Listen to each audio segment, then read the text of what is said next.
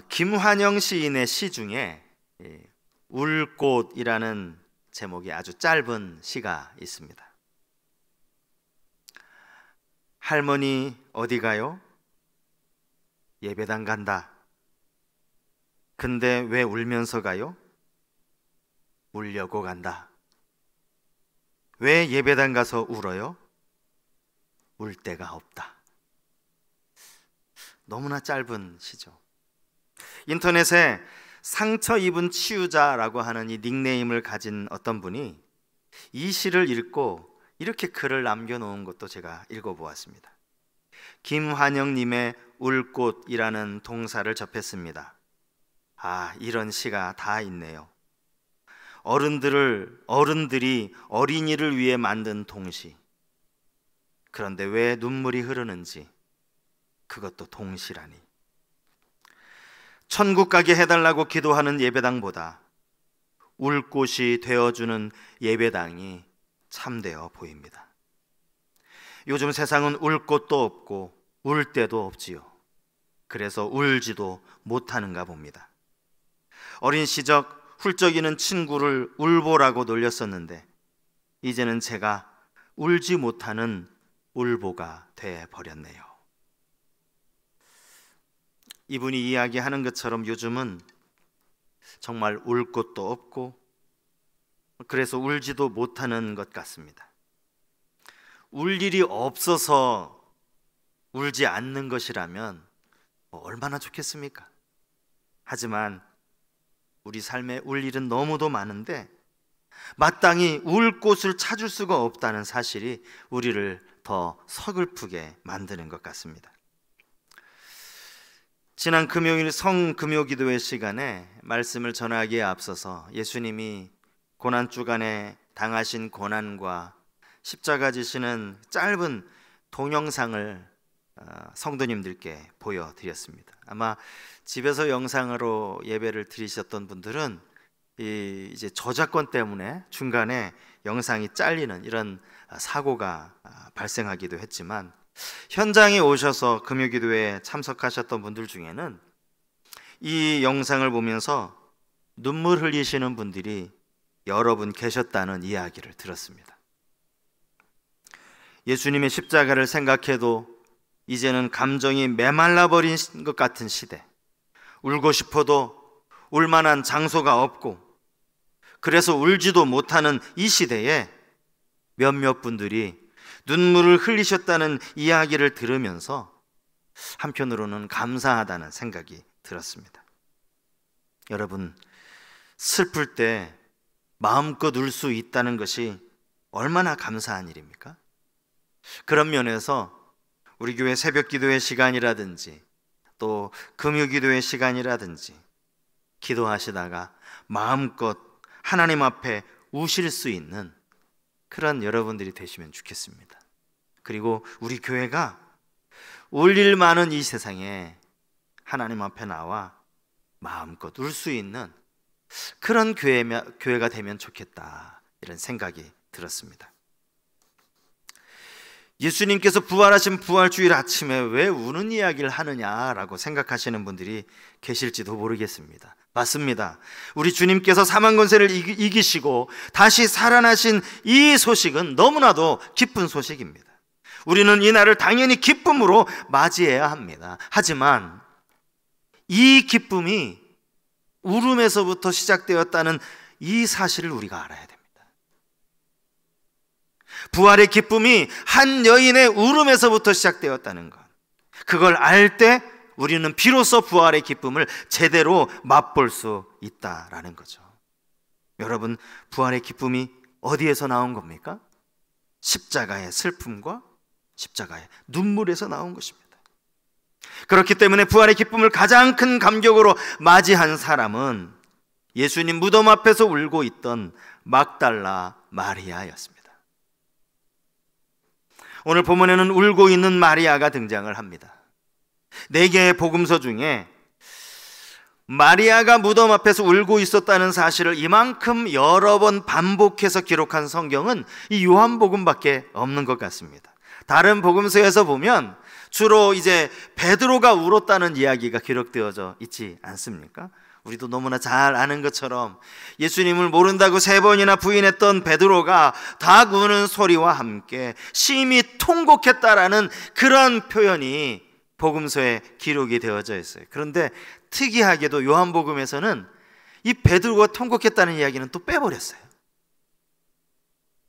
베드로가 통곡했을 것이 너무나 확실한데, 너무나 분명한데, 요한은 오히려 이 부분을 아주 간단하게 이렇게만 기록을 해 놓았습니다. 요한복음 18장 27절 말씀이요. 이에 베드로가 또 부인하니 곧 닭이 울더라. 이게 끝이에요. 요한은 베드로가 주님을 부인하고 통곡한 것보다 마리아의 통곡을 지금 더 강조하고 싶었던 것이죠. 그래서 마리아가 울었다는 이야기는 오늘 본문에만 4번이나 반복이 되고 있습니다. 본문에 사용된 이 울다라고 번역된 헬라어 단어는 대성통곡하다, 이런 뜻을 가지고 있습니다. 조용히 혼자서 숨죽이면서 어깨를 들썩이며 흐느끼는 그런 울음이 아니라는 거죠. 소리를 지르면서 우는 것을 의미하는 것입니다. 그만큼 이 여인의 슬픔의 감정이 격해졌다라는 뜻 아니겠습니까? 예수님도 이렇게 우신 적이 있으십니다. 누가복음 19장 41절 말씀입니다. 가까이 오사 성을 보시며 우시며 이르시되 너도 오늘 평화에 관한 일을 알았더라면 좋을 뻔하였거니와 지금 내 눈에 숨겨졌도다. 여기 우시며라는 이 단어가 오늘 본문에 나오는 막달라 마리아가 울었다는 단어와 같은 단어입니다. 주님은 예루살렘에 입성하시는 그날 성을 바라보면서 우셨는데 그 울음이 그냥 단순히 눈물을 흘리는 정도의 울음이 아니라 안타까움에 통곡을 하며 우셨다라는 것입니다. 그렇다면 오늘 본문에서 마리아가 우는 이유가 뭐겠습니까? 이른 새벽 예수님이 계신 무덤을 찾았는데 무덤 문은 열려져 있었고 예수님의 시신은 어디 갔는지 보이지 않았기 때문입니다. 예수님 몸에 발라드리려고 그 새벽에 기름을 들고 무덤을 찾아왔는데 시신이 없어진 거죠.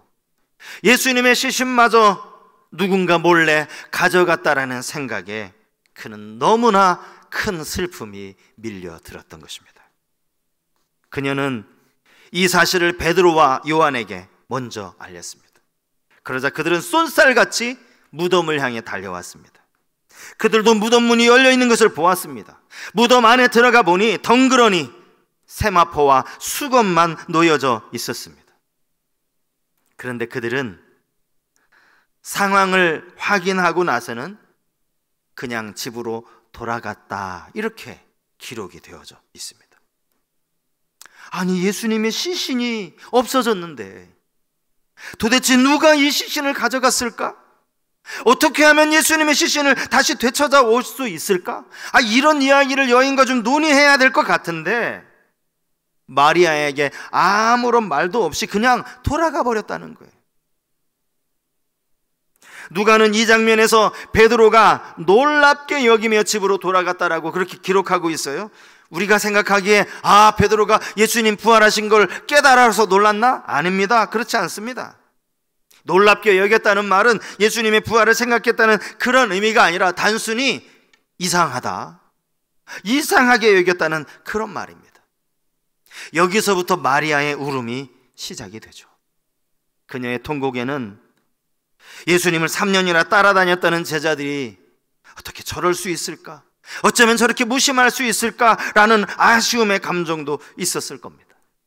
주님은 이미 숨을 거두셨지만 그분의 시신이라도 볼 수 있으리라 생각했는데 그것마저 할 수 없게 된 것이 그녀로 하여금 통곡하게 만들었는지도 모릅니다. 그런데 여러분, 여기까지는요, 마리아가 울 수밖에 없었던 지극히 표면적이고 피상적인 이유입니다. 그녀가 울 수밖에 없었던 더 근본적인 이유는 다른 데 있다라는 거예요. 그게 뭔지 아십니까? 오늘 요한복음 20장 9절에 나와 있습니다. 20장 9절 말씀. 그들은 성경에 그가 죽은 자 가운데서 다시 살아나야 하리라 하신 말씀을 알지 못하더라. 마리아가 왜 운 겁니까? 주님이 부활하실 것이라는 이 말씀을 그가 알지 못했기 때문입니다. 한마디로 주님께서 당신이 말씀하신 대로 부활하신 이 사실을 그가 믿지 못했다는 거죠. 우리는 이 사실을 요한복음 20장 2절 말씀에서도 알 수 있어요. 자, 20장 2절 말씀을 한번 보시겠습니까? 시몬 베드로와 예수께서 사랑하시던 그 다른 제자에게 달려가서 말하되 사람들이 주님을 무덤에서 가져다가 어디 두었는지 우리가 알지 못하겠다 하니, 이게 마리아가 지금 제자들에게 뛰어가서 한 이야기예요. 사람들이 주님의 시체를 무덤에서 어디로 가져갔는지 어디 두었는지 알지 못한다. 이 말이 지금 무엇을 전제하고 있는 겁니까? 예수님 당신이 부활하신 게 아니라 누군가가 예수님의 시체를 가져갔다는 이야기예요. 그는 무덤 문이 열려져 있는 것만 봤어요. 그리고 나서 스스로 생각한 겁니다. 아, 예수님의 시체를 누가 가져갔어. 그렇게 생각을 한 거죠. 상황이 완전히 바뀌었음에도 그것을 알지 못하면 그것을 알기까지는 슬퍼할 수밖에 없는 거예요. 때로는 우리가 사실이 아닌 것을 사실인 것처럼 착각할 때가 있지 않습니까? 사실 그렇게 해서 우리 마음에 슬픔이 찾아올 때가 있다라는 겁니다. 여러분, 이게 대표적으로 구약 성경의 야곱을 보면 알 수 있어요. 여러분, 야곱 이야기 아시죠? 아버지 야곱으로부터 각별한 사랑을 받았던 요셉, 그의 아들 요셉, 색동옷을 입고 다녔던 요셉 말입니다. 그의 형들이 요셉을 시기한 나머지 처음에는 그를 구덩이에 던져버렸어요. 그랬다가 다시는 그를 꺼내서 미디안의 상인들에게 노예로 팔아버렸습니다. 그리고는 아버지 야곱에게는 그가 입었던 옷에 순념소를 잡아다가 그 순념소의 피를 옷에 묻혀서 아버지께 보여드렸어요. 아버지 야곱이 뭐라고 생각한 겁니까? 내 아들, 사랑하는 아들 요셉이 짐승에게 잡혀 먹혔구나, 짐승이 물어갔구나, 우리 아들이 이렇게 죽었구나 라고 생각을 한 거예요. 야곱이 통곡하면서 이렇게 이야기합니다. 창세기 37장 34절 35절 말씀이야. 자기 옷을 찢고 굵은 배로 허리를 묶고 오래도록 그의 아들을 위하여 애통하니 그의 모든 자녀가 위로하되 그가 그 위로를 받지 아니하여 이르되 내가 슬퍼하며 수월로 내려가 아들에게로 가리라 하고 그의 아버지가 그를 위하여 울었더라. 여러분, 수월로 내려가겠다는 말이 뭡니까? 내 아들 따라 나도 죽겠다는 거예요. 아들이 분명히 죽었으니까, 내 아들 요셉이 짐승에게 잡혀서 죽었으니까 나도 죽겠다는 거죠. 나도 아들 있는 곳에 가겠다는 겁니다. 그런데요, 바로 그 다음 절 36절이 어떻게 되는지 아세요? 36절 말씀이요. 그 미디안 사람들은 그를 애굽에서 바로의 신하 시위대장 보디발에게 팔았더라. 사실을 말해주는 거예요. 사실 요셉은 죽지 않았다는 거죠. 죽지 않은 정도가 아니라 그는 이미 하나님의 계획 속에서 형통의 길로 가는 거예요. 보디발의 집에 가면서부터 그의 형통이 시작되는 것 아닙니까? 아는 것과 모르는 것의 차이가 이 정도로 엄청나다는 거예요. 아들 죽지도 않았는데 죽은 줄로만 아는 거죠. 자기도 죽겠다고 얘기하는 겁니다. 몇 날 며칠을 울지 않았겠어요? 막달라 마리아도 마찬가지였다라는 겁니다. 주님이 부활하셨다는 사실을 그는 알지 못했어요. 알지 못하고 나니까 안타까웠고 예수님의 시신을 누가 가져갔다라고 생각하니까 통곡이 나올 수밖에 없었던 겁니다. 그렇다면 이런 막달라 마리아에게, 알지 못해서 울 수밖에 없었던 마리아에게 주님이 어떻게 일하시는지, 본문에는 이 마리아를 어떻게 하나님이 인도해 주시는지, 먼저는 마리아의 슬픔을 이해하십니다. 천사들이 먼저 마리아에게 묻죠. 오늘 본문을 가만히 보면 분명히 막달라 마리아가 저 예수님 계시던 무덤 속에 천사가 앉아있는 모습을 보았어요. 자, 12절 말씀이거든요. 흰옷 입은 두 천사가 예수의 시체 뉘었던 곳에 하나는 머리편에 하나는 발편에 앉았더라. 막달라 마리아가 본 거예요. 하지만 그녀는 여전히 울고 있습니다. 그래서 천사가 먼저 물어요. 여자여, 어찌하여 우느냐? 마리아는 자신이 아는 대로 이렇게 말합니다. 사람들이 내 주님을 옮겨다가 어디 두었는지 내가 알지 못함이니이다. 예수님의 시체가 없어졌습니다. 예수님의 시신을 찾을 수가 없습니다. 누군가가 가져갔는데 그걸 할 수가 없습니다. 천사와 이야기를 나누는 동안 이미 부활하신 주님이 마리아 뒤에 서 계셨습니다. 마리아가 예수님의 얼굴을 쳐다봅니다. 그러면서도 그가 예수님인지 알지 못합니다. 성경을 보면 예수님이 동산지기인 줄 알았다라고 그렇게 이야기합니다. 부활하신 주님이 이제는 직접 말씀하세요. 오늘 본문에는 예수님의 말씀이 두 번에 걸쳐서 기록이 되어져 있는데요. 먼저는 이렇게 말씀하십니다. 부활하신 주님이 첫 번째로 하신 말씀이 15절에 이렇게 기록되어져 있어요. 여자여 어찌하여 울며 누구를 찾느냐 하시니.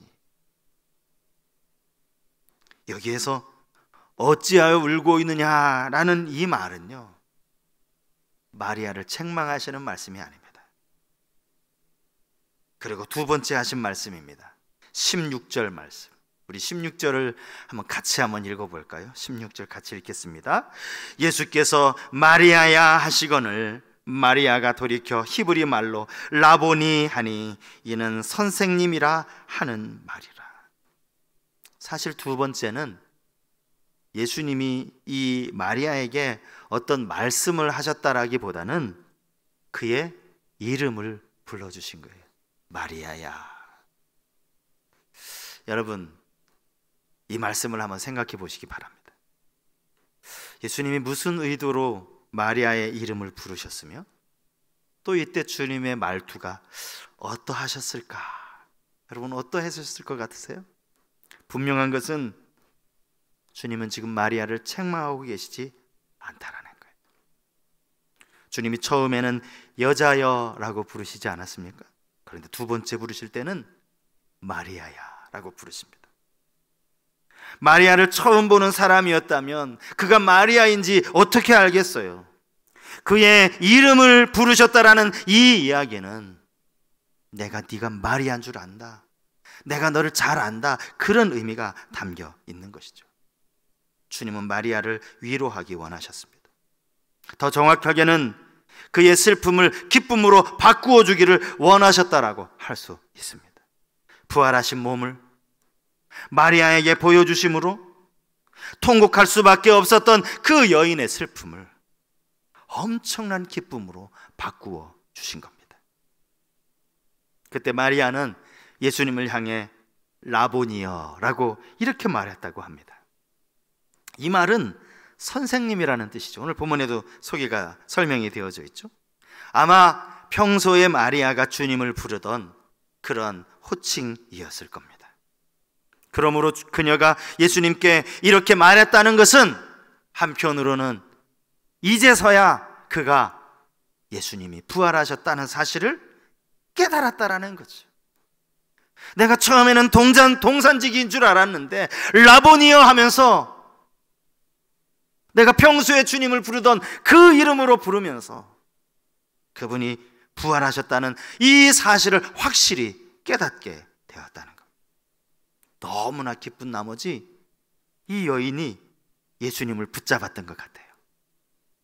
그랬더니 예수님이 나를 붙잡지 말라 이렇게 말씀을 하시죠. 그리고 그녀는 다시 제자들이 있는 곳으로 달려갑니다. 그리고는 이렇게 말합니다. 본문 18절 말씀이요. 막달라 마리아가 가서 제자들에게 내가 주를 보았다. 이 주가 예수님의 시체를 보았다는 이야기입니까? 아니죠. 부활하신 예수 그리스도를 보았다는 거예요. 또 주께서 자기에게 이렇게 말씀하셨다. 부활하신 예수님이 나에게 이렇게 말씀하셨다. 이 이야기를 전해 주었던 겁니다. 마리아가 부활하신 예수 그리스도를 만나는 그 순간 그녀의 마음속에 가득했던 슬픔은 더 이상 찾아볼 수가 없습니다. 그는 오히려 너무도 기뻐서 어쩔 줄을 몰라 하는 바로 그러한 모습이었던 것이죠. 요한복음 10장에서 주님은 당신을 선한 목자라고 말씀하십니다. 선한 목자는 양들을 위해 목숨을 버린다고 이야기하시죠. 그러면서 이런 말씀도 하셨어요. 요한복음 10장 27절 말씀이요. 내 양은 내 음성을 들으며 나는 그들을 알며 그들은 나를 따르느니라. 양들은 주님의 음성을 듣습니다. 왜냐하면 목자이신 그분이 양들을 알기 때문입니다.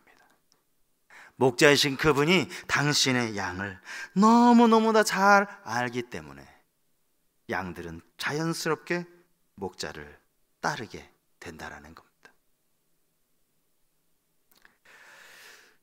김춘수님의 시를 여러분 잘 알고 계실 겁니다. 내가 그의 이름을 불러주었을 때 그는 나에게로 와서 꽃이 되었다.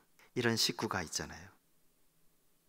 주님께서 마리아라, 마리아야 라고 그녀의 이름을 불러주셨을 때 마리아는 비로소 우리 주님이 부활하셨다는 사실을 믿을 수 있게 되었다는 겁니다. 오늘 우리 주위에는 여전히 울고 있는 분들이 참 많이 계십니다. 몸이 아파서 울고 삶이 힘들어서 웁니다. 오늘 그런 분들에게 주님의 이 음성이 들려질 수 있기를 간절히 소원합니다. 여러분들의 이름을 불러주시면서 내가 너의 사정 다 알고 있어, 아무개야 라는 이 이름 앞에 내가 너를 잘 안다, 너의 아픔을 이해한다, 그럼에도 불구하고 어찌하여 우느냐라고 말씀하시는 이 음성에는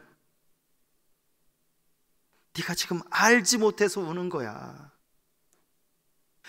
마리아가 예수님이 부활하신 사실을 몰라서 울었던 것처럼 네가 지금 우는 것은 내가 지금 너와 함께하고 있다는 이 사실을 네가 몰라서 우는 것은 아니니?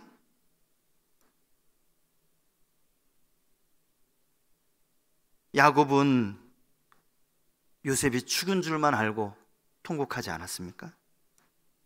그게 아니었어요. 요셉은 하나님이 인도하신, 하나님이 계획하신 형통의 길을 가고 있었던 겁니다. 야곱은 그것을 몰랐을 뿐입니다. 우리가 지금 겪고 있는 이 아픔과 고통의 이유를 지금 당장에는 모를 수 있어요. 몰라서 슬퍼할 수 있습니다. 하지만 주님을 신뢰한다면, 주님은 우리는 몰라도 우리를 위해 선한 길로 예비하시고 인도해 주셨다라는 사실이죠. 부활하신 주님이 마리아의 이름을 불러주셨을 때 그녀에게 있던 슬픔은 이제 완전히 떠나가게 되었습니다. 그녀가 슬퍼서 울고 있었던 그 슬픔과는 비교할 수 없는 기쁨이 그 안에 차고 넘치게 되었다는 것입니다. 오늘 부활하신 주님이 우리에게 찾아오셔서 우리 가운데 있는 모든 슬픔을 기쁨으로 바꾸시는 그런 은혜가 있기를 축복합니다.